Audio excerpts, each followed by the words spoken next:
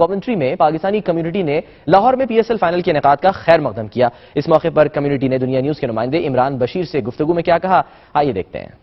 پاکستان جو PSL ہو رہی خوش آئین بات ہے، اور میں امید کرتا ہوں کہ یہ جو کامیاب ہوگا اور اللہ تعالیٰ اس کو خیر و عافیت اپنے انجام تک پہنچائے۔ اور میں یہ پاکستانی عوام سے بھی درخواست کروں گا کہ اس کے ساتھ تعاون کرے۔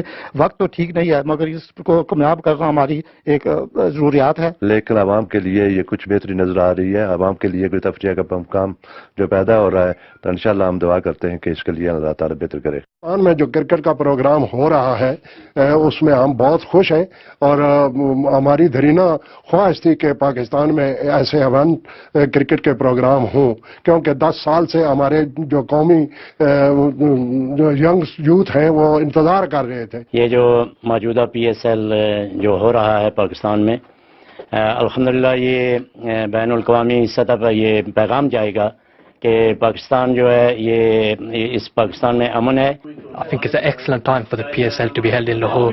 As youngsters, we want cricket to be played in Lahore, in Pakistan, because it's PSL.